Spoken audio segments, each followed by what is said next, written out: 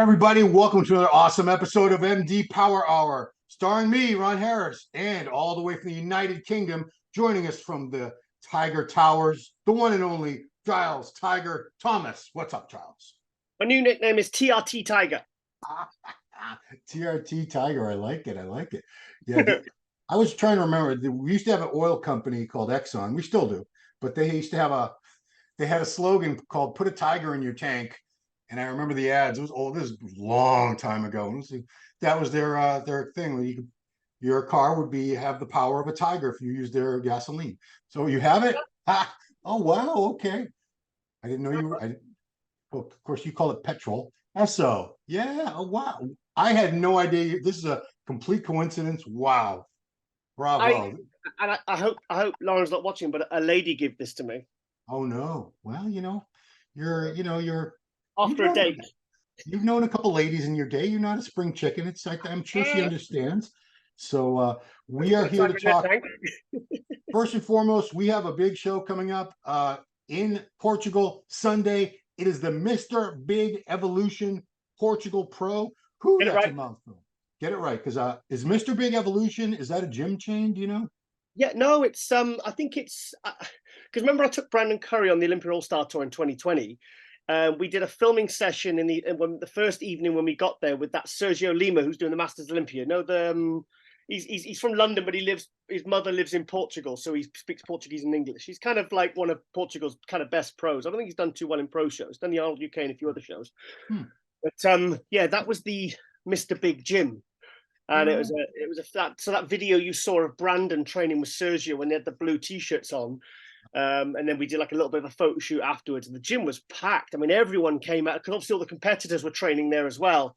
And obviously we obviously the local competitors. So of course we turned up with Brandon Curry. It was kind of a big deal. Yeah. So but yeah, that's the gym. I don't know whether there's a chain of them. Okay. I'm sure they've got a supplement range as well. So I think it's kind of like the home and the hub of Zhao. But okay. I think that's why we did the seminar there with the local media there. And also, I think that's where they do the competitor registration, I'm sure. So I want to let people know it's happening Sunday. The website is ifbbpro-portugal.pt. And they have a very unique schedule. I've never really seen it done like this. So these are times in Portugal. Adjust accordingly, everybody. 8:30 in the morning, they're going to have pro round 1. So I assume that means judging and finals altogether for men's physique, 212, and women's physique. They're going to come back at 1:30 p.m. to do figure, classic physique, and wellness. And then at 5 p.m., bikini, open bodybuilding, and women's bodybuilding. I've never seen them break it down quite like that before, but we'll see how it goes. Do you think do you think it's right now for promoters to try and, given what happened at the Olympia with like the open guys coming on late and all these new divisions and all these new different things happening, and because the sport, the way that they judge, confirmation rounds, things are constantly changing, evolving. Some classes are exploding, like wellness and classic, and the numbers are so big.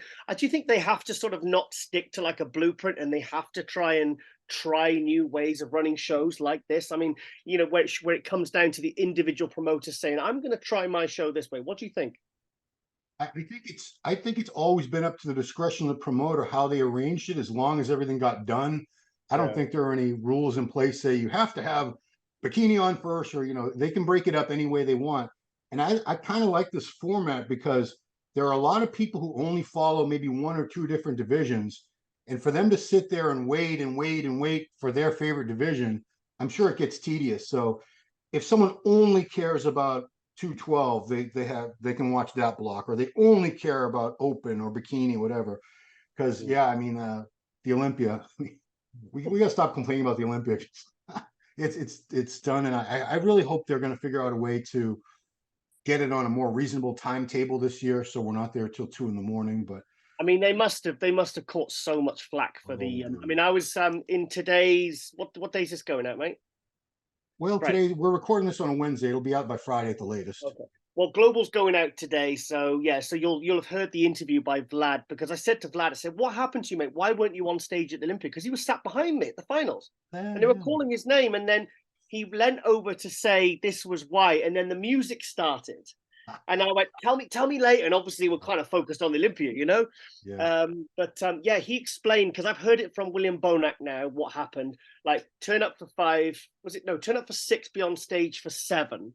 And of Oof. course, they went on stage to like 11:30. I mean, we all know the story. We know what Yeah, happened. yeah, yeah, And I yeah. know that obviously the backstage area was very small. A lot of people got sick. But, hearing it from another competitor's perspective, Vlad Suhorochko, Vlad the Impaler, Yeah. hearing his view, like, it was really yeah, it wasn't good. So I imagine they really, because that was kind of a big thing to happen, and no one wants to, like the pay-per-view people in Europe would have been watching it crazy times. So my point is, I'm sure that they really have addressed that. But Oh now yeah. you're saying that, like, you're seeing them do radical things in shows. Like, what was it you that said on Power Hour, or one of the reviews we did last weekend, that Classic were coming on last? That was the So Boston Pro. It's the only time I've ever seen. I haven't seen it happen since. It was a why? one-time thing. But because I don't think there are any rules saying you have to have your categories or divisions in this order. I don't think that's ever been a Yeah. mandate. So if a promoter really wanted to, they could do open men first, anything they want. But I always felt like they keep open men to the last because they want to retain the audience, because they got Yeah. vendors there, and they want people to stay as long as possible.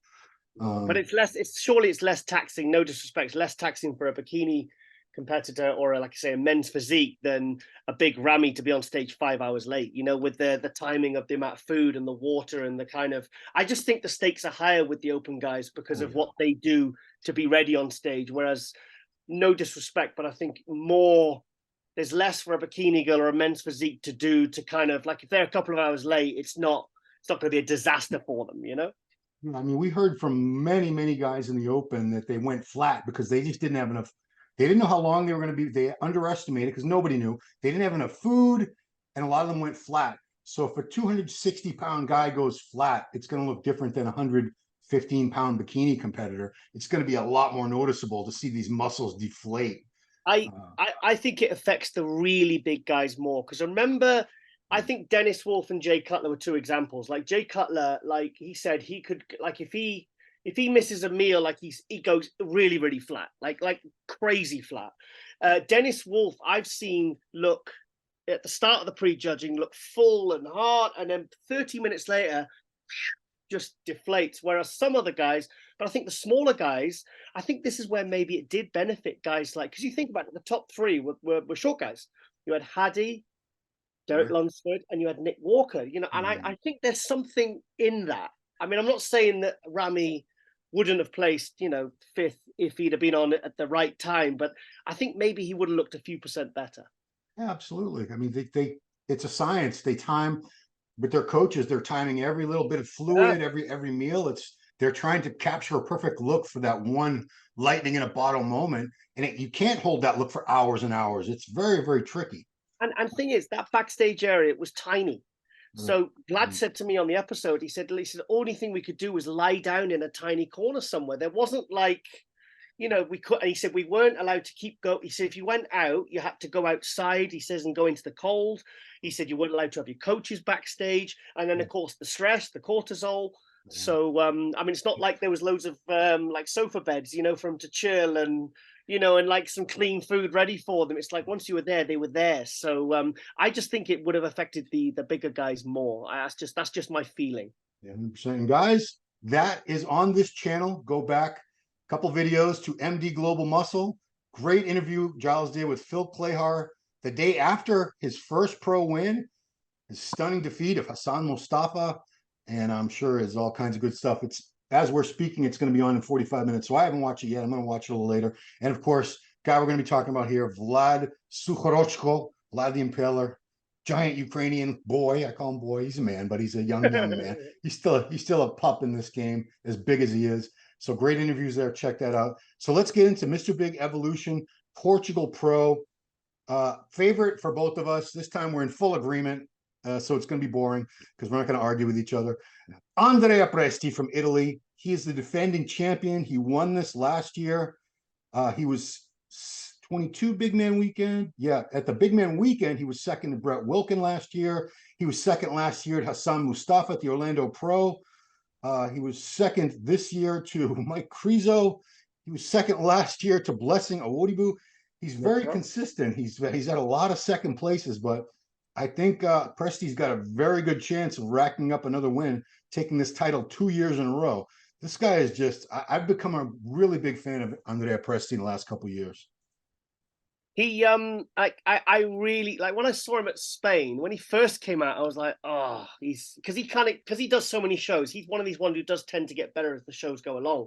Mm. But when he first came out, I was like, oh. But by the end of the show, I was really like his physique was really starting to pop. But I know that that was like kind of 85% version of Andrea.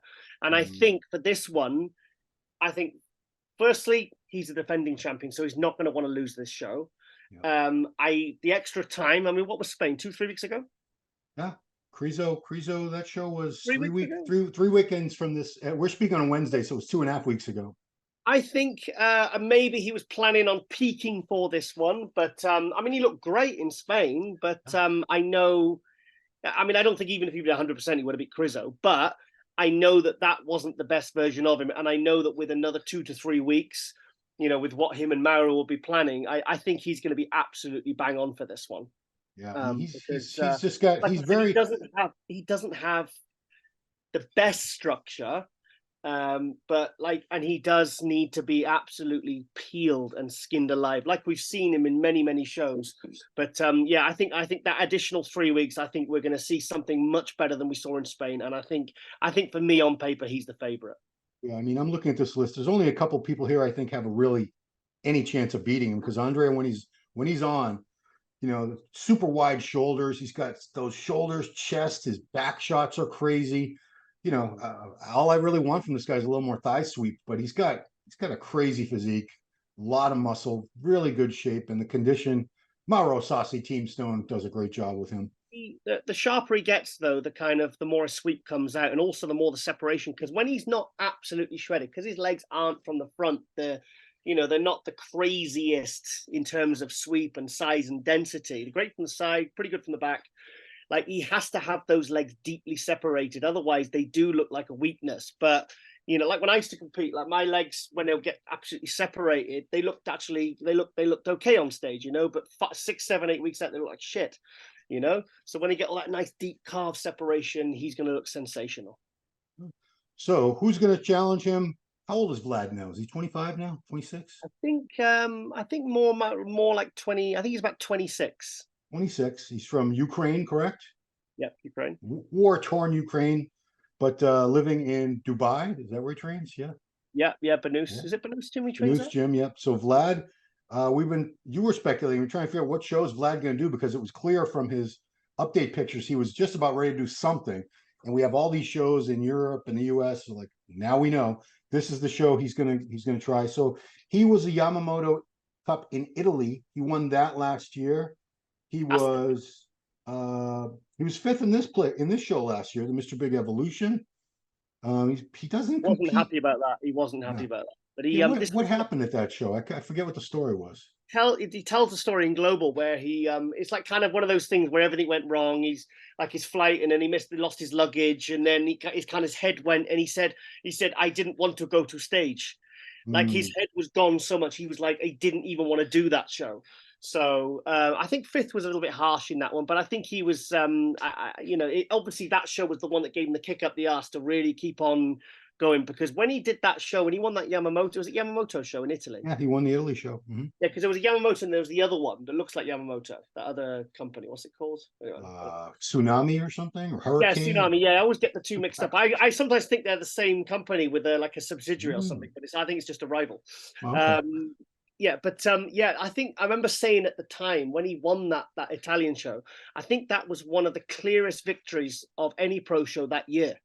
I Mm, remember as soon as he came out, like very rarely would you look at somebody and go, okay, there's the clear winner, and then they win. yep. Usually, like I said, the standards now it's pretty like first to sixth. There's not a huge disparity like maybe there was in years past. But yeah. So so what was your question?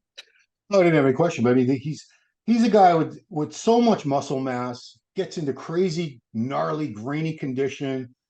Those legs, he puts up those freaky pictures of his legs, the most vascular, and they're monstrous. I'm a big fan of the Platts legs and the people that carry on that tradition. Look at that. He puts those up and like I think he like challenges people to be sickened by them or something. It's funny though, because Barry DeMay caught a lot of shit for. He basically criticized Yes. the fact saying this is not healthy, this is not a good look, this is not bodybuilding. And if you ever watched the first ever video the first time I ever saw Barry DeMay was that 1988 Battle for Gold, Battle for Olympia, and he was doing hack squats, and then he got off, and that's how his legs looked. Yeah, very. But that vascular, I mean, thinking of vascularity, though, you can't say that vascularity is unhealthy or a bad look, because vascularity is like it's genetic. You've either got it or you haven't. You know, I mean, the 1 year when I used IGF, my legs went super vascular, and I honestly, these veins just appeared from nowhere, all over my shins, everywhere. It was insane. Yeah, it is mostly genetic because I've seen people with crazy, disgusting vascularity in their quads, but like almost no separation between the actual quad heads. And there have even been some local guys, and they show me that as they're getting ready for a show. I said, the veins they don't matter because they look cool from 3 feet away, but the judges are 20 feet away from you. They're looking for deep clear. If you have a big blob of a thigh, it doesn't matter if you have veins crisscrossing. You need deep separation. So Vlad, great muscle quality for someone so young. I'm curious. Did he tell you what he weighs? No, that's the one thing I didn't ask actually, because I'm trying to stop asking that now. Because I put people are criticizing, oh, Giles, always ask them what they weigh, but especially when you're interviewing classic and 212s, and I'm curious to always know how much more they can improve before they get to their limit of whether it be 212 or classic for their height and weight. Yeah. But no, I didn't ask that. But I'm seeing improvements. But in fact, I probably shouldn't say it. In the interview, I kind of hinted. I told you, didn't I? I told you that message. I hinted that. I said, I'm seeing a bit more. I was trying to be cryptic and be kind of, sort of subtle. And I said, because he's got a bit of a poker face. He doesn't give much away. He's quite, I like Vlad. He's cool. Also, he's a very good proponent of the thread I put on MD saying confident or cocky. Oh, yeah. I said he's someone who's getting more confident, but he's not cocky. There's a good example of someone that's getting more confident, more kind of confident in themselves. And it's nice to see, because I interviewed him right when he got 13th at the NPC European in 2020. And then he said to me, he was considering jacking it in after that. Wow. And then 2 weeks later, he went and got second in Romania. Oh. And there was an example of where he kind of dusted himself off and decided to keep going. And it kind of basically, like, that loss kind of gave him a kick up the ass, like it did in Portugal for him last year, where he then really went for it. And then he ended up winning and being a clear winner in a show in Yamamoto. So the message is, like, guys, don't give up. If you have one bad result, don't let it get to your head. Use it as fuel. What was I saying? Oh yeah, so it's physique in itself. So I said, I'd see more detail in your side shoulders now, mate. I said, that's good. Keep it going, because I think for me it was a bit of distraction, and I think like with the I think he was putting, you can see there's shines on both sides. Yes, he's obviously putting his gear in there, and for me that last year was a little bit of a distraction. And the thing is, the higher the level, the more these tiny, well, there's not even a tiny thing for me, it's quite distracting, because the thing is, his shoulders are absolutely probably his best body part anyway, so he doesn't need to do that. He doesn't need to fill them. I think maybe it's just purely for convenience. But I said, I want to see, I was basically saying to him, look, keep it going, because, that's going to hurt you otherwise. Because he's, like his side chest, his most muscular, they're set off by those humongous shoulders of his. But so I think, and he guest posed at the Chiru Classic 3 weeks ago. And he looked kind of like how he should be looking, like 2-3 weeks out. It looked absolutely fantastic, got a great response. So I kind of expect him to be Presti's main competition. I mean, I would like to see, in a way, because I like both guys, I'm rooting for both of them, but I wouldn't mind seeing Vlad beat Presti here, because they've had a bit of a back and forth rivalry going back on stage, and both guys are improving. So it'd be interesting to see, with a year on, because last year in Portugal, Presti was first, Vlad was fifth. So it'd be interesting to see if that gap has closed or even reversed. Interesting. We have another very, very popular guy out of Germany, Roman Fritz. Let's see. He just took fifth at the M-Pro. He was fifth at this show. I'm sorry, the Big Man Weekend, which is a different show, last year. Yeah, last year. And he was also fifth at the Italy show, the Yamamoto Cup Italy. So he's pretty consistent, Roman. Tons and tons of fans. We can do any kind of contest card, anytime we're live, people start asking about him, even if he's got nothing to do with whatever the discussion of the contest is. He is someone who's getting much, much better. Big fan of his conditioning, his legs, and I think he has done a pretty good job of bringing the upper body into balance. I still think it needs a little bit more because he's got those fantastic legs, which I'm a huge fan of. But Roman's another guy. He's definitely a threat for the top two, top three here. Oh, absolutely. I mean, like I said, when I did the myself and Lauren did the, was it Romania and Prague, which he did both. I think he was, I've got it in my head, he was like around fifth in both those shows. But I remember when he first walked out, I can't remember which one it was, Romania or Prague, but obviously we sat there next to the judges with our headsets on. And when he came out, I went, holy shit. I said, what has Roman Fritz done? I said, before, not only would he look smaller next to the really, like, the top guys, I said, but the disparity between his lower body and his upper body was quite vast, and it was always a bit of a disappointment. I said, and so whatever this guy has done, and it was only in like a space of like a few months or like 8 weeks or something from a show that he'd done previously, where those things were the case. And I said, he looks bigger. His upper body looks imbalanced now. I said, how has he done that in such a short space of time? I said, I'm absolutely amazed. For me, like it was like a real shock to see what he'd done with his physique in such a short space of time in terms of improvements. And he hadn't lost any conditioning. He looked very, very good in Spain a few weeks ago. But for me, I've seen him a touch drier. And also, I think his back needed a little bit more separation, which, this 3 weeks potentially he could have done. And I saw a progress video, I think it was today or yesterday, yesterday. And I saw instantly, I was like, wow, he's really, really sharpened up since Spain. And he was sharp in Spain. So I do see his Roman being the guy that rounds out the top three. I mean, that top three could be, it could be really, really tight because these three kind of are at a similar level. I mean, in my head, I've got a couple other guys here. A couple other guys that could sneak in. Peter Klenk here. He's from Hungary, I believe. Peter. Yeah. Sixth in Spain. Yeah, and he was third here last year. He was fifth at the Cal Pro. He's a consistent guy. What was the show he just did a few weeks ago? Spain. So he was a little off his mark there. But like you said, sixth. Oh, he was good. No, his condition was good. His condition was good. I think he just wasn't happy with the placing. I think he wanted to do better, obviously. But, like you said, here's another chance. I think that's a great thing that, we didn't have all these shows in Europe a few years ago. This is a fairly new phenomenon. Alicante has a show like every month or so, or every other month. Every week. Yeah. So there's a lot of chances for these guys to hit multiple shows without having to travel all the way around the world. So this is a great chance for someone like Peter to move up and hopefully jump up top 3, top 4, top 5 here for sure. He's definitely got the goods. Clancy is one of these guys that like he's kind of like a European Dennis James, that when you saw the videos and you see the pictures and the lead up, you just think, how the hell is anyone going to beat this? Like he looks unbeatable. He kind of looks like Crizzo did on stage in Spain the other week. And he doesn't hide it because you can see him from every angle. And it's not that his physique doesn't translate to the stage. It's just that he's impressive, but he's not quite as impressive. But I really rate Clancy. I remember when he took 6th or I think it was 7th in the 2017. Rami, Bonac, it was Nathan Diasha, Ruli. I mean, it was a solid lineup, and he really held his own. I still think he needs more back, and I'm sorry to say that because there's not much you can do in a short space of time. And his conditioning was very, very good. I don't know. I think maybe some of the side shots, I felt like he looked a little bit flat in Spain. So maybe with a few weeks more prep, things will be popping more. But for me, he's actually one of my favorite European pros, and I think he's seriously underrated. I know he's got the long waist and the kind of the high lats and stuff, but so did Dexter Jackson, so did Dennis Wolf, and they did all right. Nathan did pretty well with yeah. So I'm looking forward to seeing Nathan come back as well soon. He's I can tell he's going to ground now. He's going into that mindset because he goes from party man in Ibiza hitting kebabs, and the next week he just flicks that switch, and he's got that powerful mind where he can just literally go to ground for 8 weeks, turn up, win a show, and then he just fucks off again. So. Do you want to hear my Liverpool accent? You ready? Oh, please, no.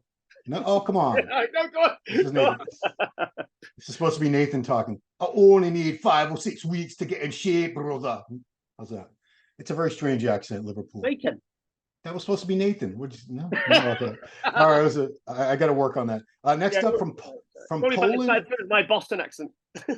Yeah, I mean that's one I've heard mutilated many times. Christian Wolski, Christian with a K, from Poland. He Yeah, just took 8th place in the Empro show that Crizo won.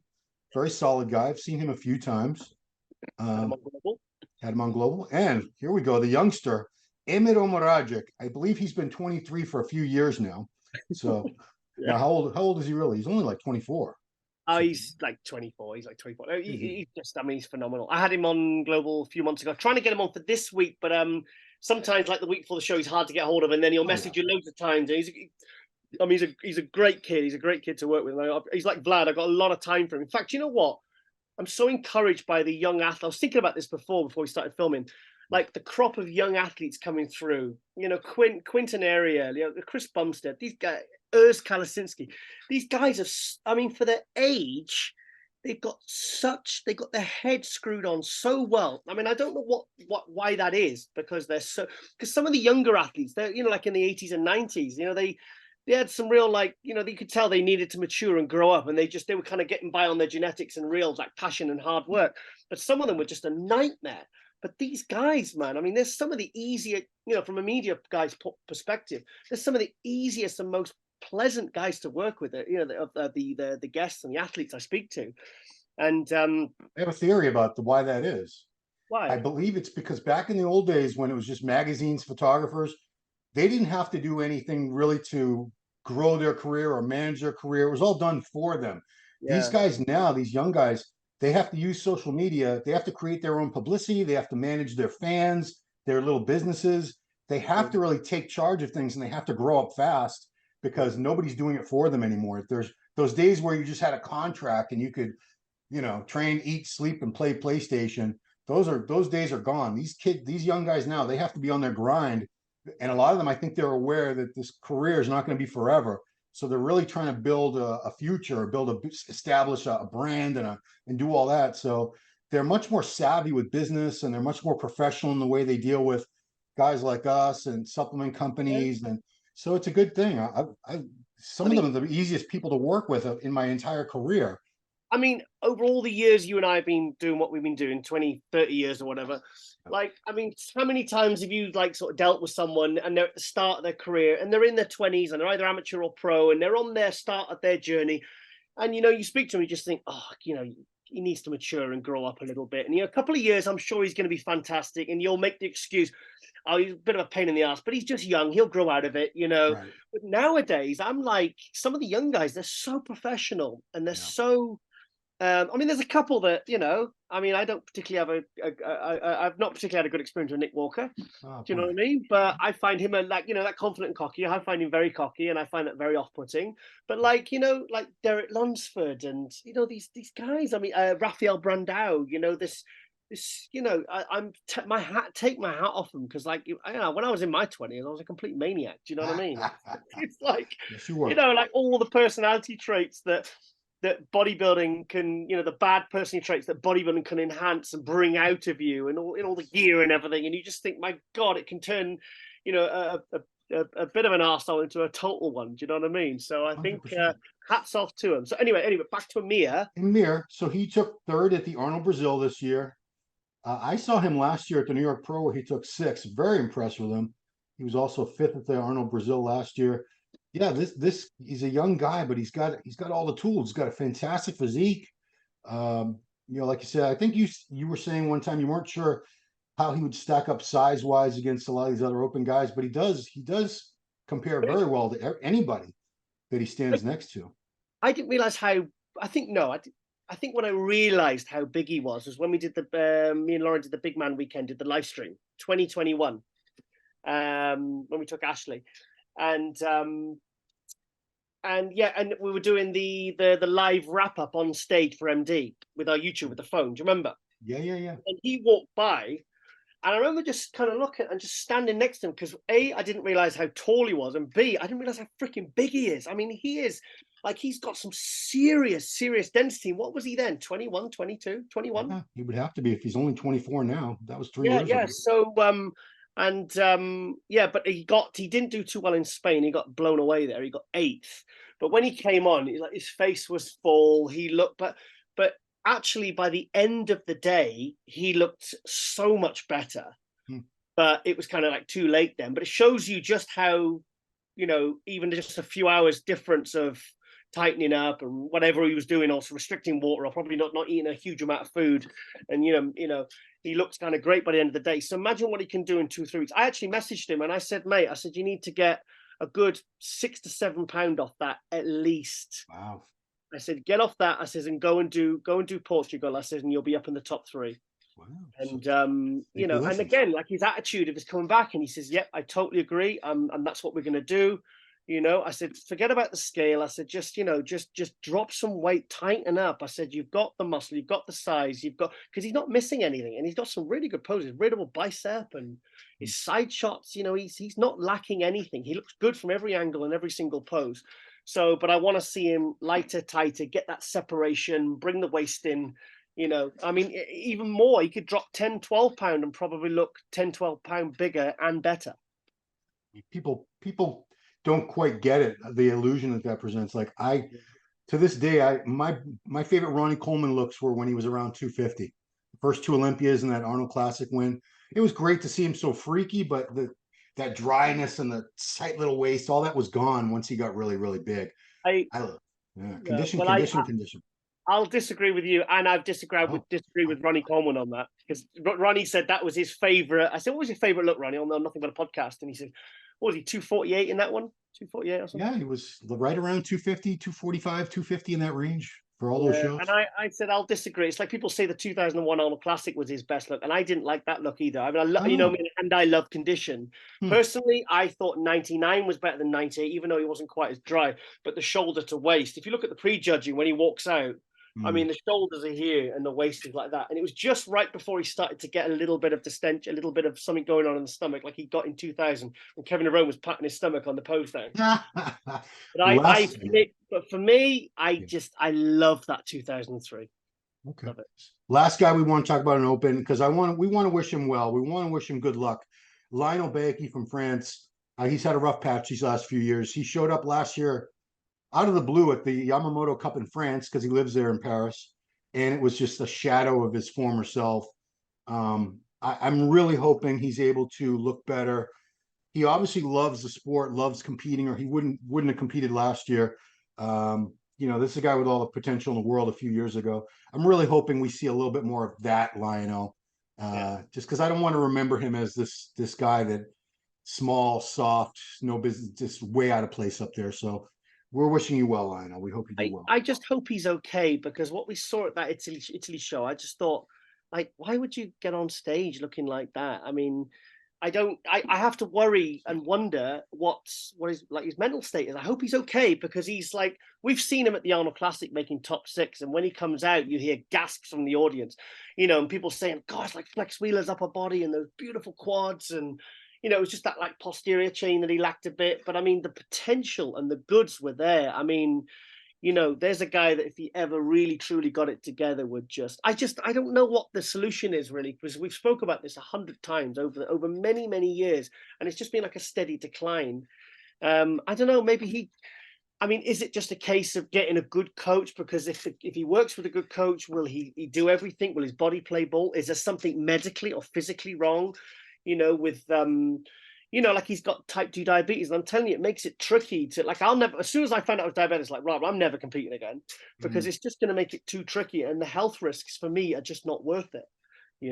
So I just I don't know, because I know Patrick Tuor worked with Ronnie Raquel in 2015 when he won that Ferrigno show, and that was actually because he found out he was type 2, and then he kind of just wasn't getting in condition, and I thought, okay, he's done. And then he worked with Patrick, and Patrick brought him in his best ever. And I spoke to Patrick about I said, how do you prep a diabetic? And he said, well, we have to time the cardio and the carbs very carefully. We have to work with his insulin response. We have to check blood sugars. He said it's a whole different ball game of prepping someone with diabetes, even if it is just type 2. He said it makes it a lot trickier, because A, you want to keep them healthy, and B, you want to get them in condition. So it's additionally tricky. So Lionel Baeki, we've just got to hope for the best. That's all I can say, really. Let's move on to 212. Favorite on paper for me is Lucas Coelho. He won the muscle contest Sao Paulo, Brazil last year. He won this show 2 years ago in 2021. That's right. Haven't Lucas, stacked, shorter guy, compact frame, just stacked with muscle, gets in really crazy condition. I, I think he's looking at these other names. I'd have to put my money on Lucas Coelho. That's all. Sorry, I was just doing something. Yeah, that was all. Hang on. Sorry, something's Can you hear me? doing. Right, yeah. Lucas Coelho, yeah, he's. I feel like he's what we expected from him in 2021 to break through into the top echelons. I think when he came along and he won Portugal in 2021, I think we were expecting him to come in and be like a top 3, top 6 Olympia guy, and he kind of hasn't quite hit that ceiling yet. I feel like he's ready for it. I feel like he's capable of it, but I feel like it hasn't happened yet. I mean, I think we got 10th in 2021. Was it the Olympia? I don't think he's made. I don't think he's made top 10 yet. I think he's been out of the top 10. I do. Yeah. I think he got 10th. I got Did he? 10th. So it might have been 2021 because last year I don't think he made top 10 there. But Okay. he's kind of just cracking that next level. But for me, I thought he was going to smash it, because I thought, okay, here's a guy. And he had that kind of superstar quality that I think the category kind of needed after we, years, losing Jose and from competing, and Flex Lewis and even Eduardo Correa, that kind of crop. I felt like we needed a new crop of superstars, which now we've got with guys like Keon and obviously Sean Clarida, and Kamal's kind of out of it now, Angel Calderon. But I feel like Lucas is he could flit into that. Yeah. That top, one of the top 212 guys, basically what I'm trying to say. So I just hope he turns up, because I know he struggled to get in condition, and I think he struggled to make weight. So I just hope he comes in absolutely sliced to pieces, because you've seen his back, he's like a kind of like a Brazilian Kai Greene. I think that's what he's trying to market himself on a little bit. And he's quite a flamboyant poser, and he's got a personality, and he's kind of one of Brazil's kind of favorite guys. He used to have the crazy hair with all the he had sticks in it or something. I don't know. He's funny. I like him. He's a character. As soon as he came on, I remember he was doing like a little dance thing, and this was before he'd even competed as a pro. Yeah. And I just thought, oh, here's a guy to keep an eye on, because he's kind of got it all going on, Well, this next guy won a contest that will go down in history for you, Giles Tiger Thomas. He won the Muscle Contest Ireland 212. Rob Taylor. And I don't really know a lot about Rob. Is Rob somebody you think has that potential to be one of the top 212 guys at the Olympia level? I don't see why not. But the thing is, he was competing as an open back in 2021. Oh. And he said in condition he should have been 230 on stage. Wow. But then when he got to Spain, because that was the August one, the one that Nathan Diasha won and really got second. Me and Lauren were doing the live stream. That was the August one. That really, when they didn't put the aircon on, it was really hot. And that female bodybuilder died the night before. Oh, yeah. Remember? Yeah, it was really bad. And everyone was like, we were all like keeling over at the bloody show because it was so hot in there. I think, so I think they fixed it now. But so Rob was in the open there, and he said he ate some dodgy salmon. That's what he told me on Global. And he said he ended up on stage at more like 220. He got some really good call outs, and that was his pro debut. And I think he got, was it 8th or 10th? I think he got top 10. He got top 10, and it was a big lineup. You know what I mean? So pro debut, unknown, and he got some, like I say, he got some call outs with some of the top guys, and he looked good. So he was very happy with that pro debut. And then he said he was switching to 212. And then when I saw him in Ireland, it was when we booked into the hotel, and I said, mate, did you manage to make weight? And he says, mate, I think it was 200 pounds or 199 or something. Oh, wow. I was like, hang on a minute, how have you gone from 230 to 220 to 199? I says, is there anything left of you? I said, because he's got those. I said, mate, I thought you were going to be a guy that was really struggled to make weight, and you've made it by 12, 13 pounds. And you could tell by his head was really small, and he kind of looked, because he's a big dude. He's thick. He's got big, thick shoulders, big legs. But when he competed in that because he beat Dave Henry, he wow, that's right. That's right. his, you lose some body parts. Sometimes it happens on one, but he lost his arms and his back were gone. They were just completely atrophied. I mean, that's where that weight came off, and he kind of overdid it. He overdid it, but so if he's closer to 212, because based upon what I saw there, like another 12, 13 pound on that, he's going to look absolutely sensational. Yeah. So, because he's really, really good. He's got nice balance. But, you know, when he lost that 10, 12 pounds, you know, he had two body parts missing, his arms and his bloody back. Mm. So if he comes in at 212 and he peaks properly, then yeah, he's going to look really, really good. So I just hope he's close to that weight limit, because kind of, you know, for a guy that was competing at 220 or 230 or whatever, and I've seen him, he's huge. You know, we need to see him on the limit. He could definitely do that Goldilocks porridge thing, where he's too small, too big. Yeah, this time he hits it just right. So, last guy we'll talk about from Italy, very, very consistent, Daniel Sticco. He did a lot of shows. He was second last year here to Dean White. He was fourth at the Romania show last year, third at the European Pro, fifth in the Prague Pro, sixth at the M Pro Spain. Wow, he's done. This is a guy that does a lot of shows. Yeah, so very, very consistent. I don't know if he's in. I don't know if he's going to be challenging Rob or Lucas for the win, but we'll see. We'll see. Could be. Oh, I think I'll beat Rob. Oh, okay. Yeah, no, I really rate Daniel Sticco. I think Daniel Sticco is absolutely awesome, and he's one of the guys that, like he said, he did a lot of shows last year, but he got better and better and better and better every single show. I think Romania was the last. Well, that was the last show that I was at last year doing the live stream, but I think that was the one where he looked his absolute best. Was he second in Romania?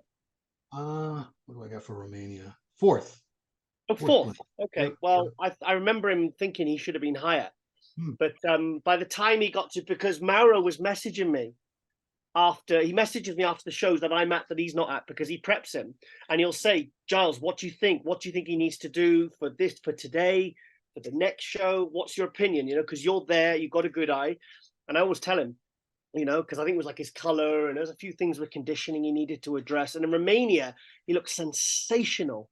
I mean, he's got those freaky arms, he's got freaky body parts, but he's actually a very aesthetic physique as well. Like the way he poses in front of a bicep, he's almost got like a classic feel, but he's also got freaky body parts, like his arms and his legs and his calves, and because he's quite a small little guy. He's like Sean Clarida, he's got a small frame, so he means he can really throw on the side, because I think he's well under 212. I mean, I think he's one of these guys at like 190 or 200 or something. So he's got, you know, like Clarida, where you just think, my God, he's the biggest, thickest guy up there, but he's way under the weight limit. It's like the best place to be in.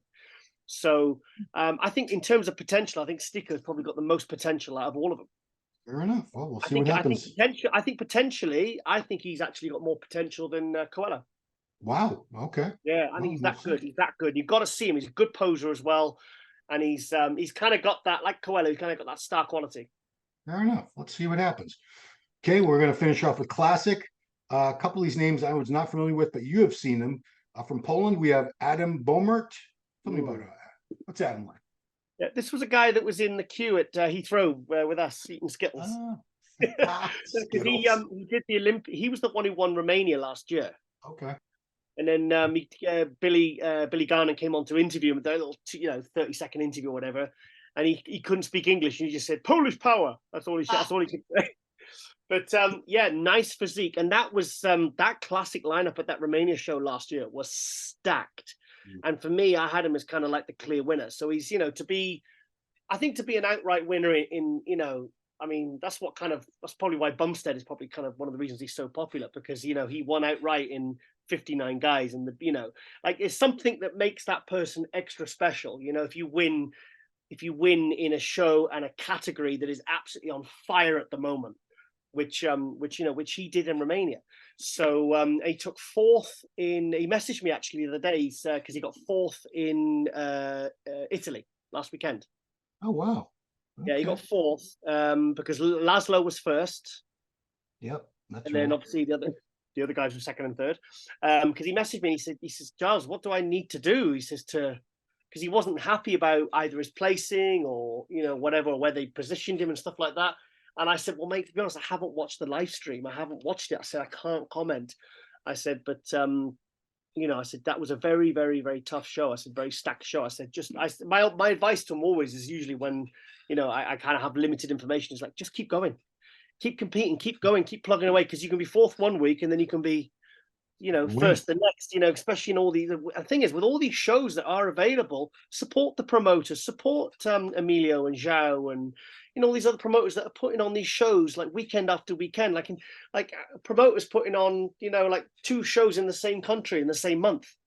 Yeah. Bloody support them. Do multiple shows. It's like Brian Bullman said to me, and he says that he went from 212 to classic at the Island show as his pro category, and he said, why should I support 212? He said, I had 4 competitors in 212 last year. He said, this year I've got 15 in classic. He says, but I haven't got one single Irish athlete. It's like support the bloody promoters. Don't just maybe factor that in rather than just the date that suits you. Maybe support your own promoters. So that's my rant for today. But so with Adam, he's definitely one of the favorites on paper. Really, really good, great condition. Just everything you'd expect from a classic competitor. Really, condition, symmetry, proportions, condition, everything great. This next guy, you gave him a great nickname, Peter Duper. You call him Super Duper. He's from Italy, is that right? Yeah, Doesn't he's sound really like it's not a very Italian name, Peter Duper. But okay, yeah. Tell me, I have no idea what he even looks like. Classic physique, but he must be pretty dang good.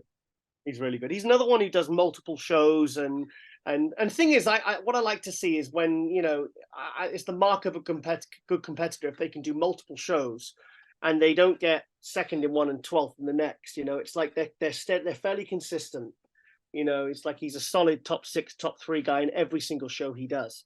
So yeah, he's really, really good. He's quite big as well. He's one of the kind of the bigger classic guys. But yeah, I mean, the thing is, I'm not going to try and pretend I know all these names. There's only a few that kind of stand out to me because there is so many new classic guys coming through that are good. I mean, the top 3 could be the 3 guys we haven't mentioned. We've seen it happen time and time again, purely because of the volume of people either turning pro as classic that are, because the classic numbers are so prevalent in the amateur, or guys are switching from 212 or open because classic they see as a more, I don't know, I mean, more attainable, more as a better look for them. It's a better option. I mean, I talked to a lot of young guys, and the vast majority of them do not aspire to be open bodybuilders. They want to be classic physique competitors. I'd say 90% of them. And some of them, a lot of them, they'll try bodybuilding once and then they decide they want to do classic. A lot of it's very prevalent. And you know what? It's a huge division. If you turn pro, there's a lot more classic shows to choose from. Like every weekend, there's a classic show somewhere. Every weekend. Do you as a personal, do you like the classic class? Yeah, very much so. Very Why? much so. I like the aesthetics. I like the fact that it goes back. I like the height and weight limit idea. I like that the fact that there's an option. I'm still a huge open bodybuilding fan, 212, of course, always will be. But I like that there's something different where the ideals are based purely on aesthetics, shape, structure, flow, presentation factors in more strongly. So you tend to see guys who put a lot more work into being better posers. And you and I appreciate condition and we appreciate posing. And I see a lot more of that in classic guys that clearly spend more time on their presentation than open bodybuilders. So to me, it's the beauty of the physique. I don't want to sit there and sit through 60 of them in one show. No, but yeah, I love the division. I mean, like, say when like me and Lauren sort of sat there in Romania or Prague or whatever, we're sat there and the days are long. You have to give constant commentary, you have to constantly constructive and constantly focus on what's in front of you because people are listening, people are screen recording, and sometimes when it gets to some classes, you're kind of dying for the open because it's like, okay, that will really liven everything up, because you can feel the energy starting to drop because, like I said, by the time the open guys come on, the days it's been a long day, and we're there right from the start to the end. But when the classic guys come on, I mean, just purely for the strength of the posing and the actual, like the dramatic music, and I think people now are starting to get the ethos of what classic really is. It's not just about making a height and weight limit. Like people are actually understand that there's a theme and there's a style of classic. It's like I've spoke to bodybuilders and they said, well, I'm prepping as a classic is very different prepping as an open bodybuilder. It's almost like it's like a completely different approach with your diet, your training, everything, gear, everything. And with classic, like you know, certainly Lauren, who's is a bodybuilding fan, but you know, she's more sort of into the female classes. But when those classic guys come on, I mean, some of the routines, I mean, a couple of times she was like, she had tears rolling down her face because they were so moving, you know, the intensity of it, you know, and it's like, and then the open guys come on, and then the place, you know, erupts, you know. But yeah, it's funny because I've always been resistant to every single new division that's ever come in, but I always end up loving them all. I Yeah, mean, like when it very started, bikini in 212, I was like, what? Men's physique? I was like, no.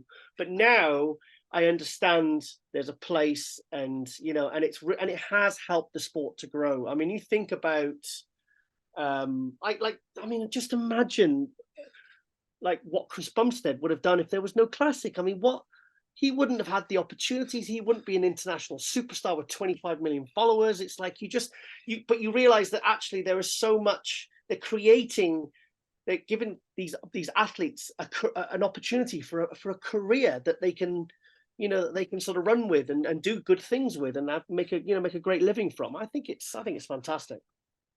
we got to speak one more guy who could be the favorite. I Yeah. think he looks fantastic. His name is Stefan, Stephane Matala. He's out of France. You guys probably follow him if you follow classic physique competitors. Stefan.nfc. He trains with Andrew Jack at Binu's gym, Binu's gym in Dubai. What a physique on this guy. Not lacking anything, beautiful shape. You sent me a picture with the stripy delts. He's got just a crazy physique package. So that's my I don't know if I say dark horse because he's damn good, but I think he's got a really excellent chance of winning the classic physique division. I mean, Stefan. for me, I think like you think about like immediately when I think about new. I mean, we're like halfway through the year now. When you think about the big new, not emerging but exploding superstars of 2023, I think of like Beef Stew in the Open. Yeah. Like, you know, you got to look at the views and the comments, and you know, and the interest around this guy, you know, and they've hit the ground running, they get good placings.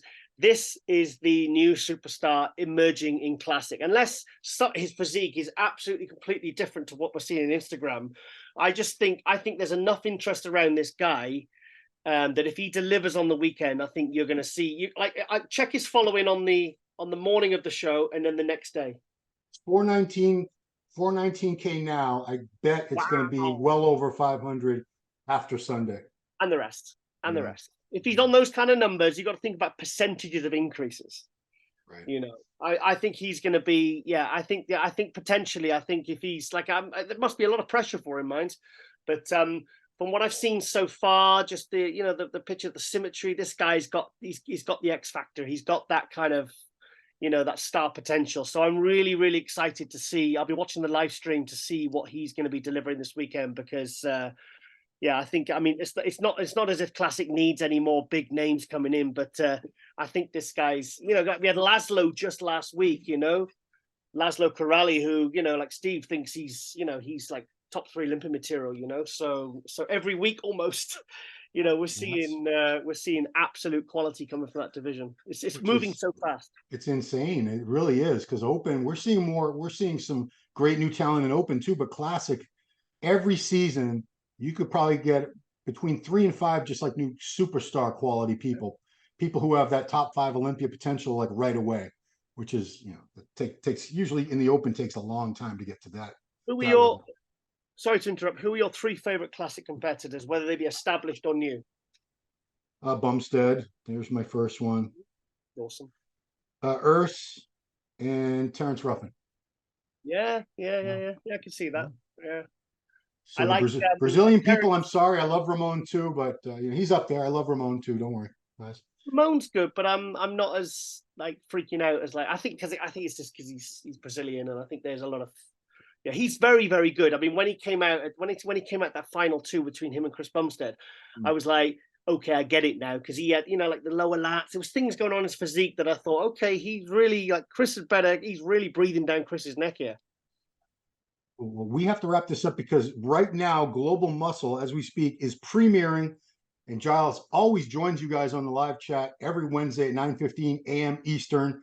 So we got to let you go to talk to your fans, your people, and That's going to be a great one, guys. So go back if you haven't watched that. Phil Clayhart and Vlad Sukorochko on that episode. Two great interviews that Giles did. Also, check out everything else on this channel. We've got some great new episodes of Buff Bombshell lately. I've done some Ron Line reports. We got all kinds of good stuff. Just check out the channel, guys. Good stuff. And Sunday, we'll be doing coverage of the Mr. Big Evolution Pro. Giles will jump in somehow, well, even though that's his big recording day for Global Muscle. We'll figure it out. These Sunday shows are really messing you up, man. I swear. I stayed up till 3 a.m., mate, last week. Oh, I know, you're like this. I was like, poor Giles. Yeah. We had people somebody commented, said, "Is Giles okay?" Yeah, someone they were concerned for you. You look like you're about to keel over there. So that's it. We're gonna let you guys go. Sunday, that is the coverage. Subscribe to the channel, like the video, share the video, turn on notifications here on YouTube and on your phone, and you can catch all our great content. Thanks for joining us on another MD Power Hour with me, Ron Harris, and Giles Tiger Thomas. We'll see you next time. Hey, did you like that video? Smash that like button, subscribe to MD, and please comment down below. Thanks for watching.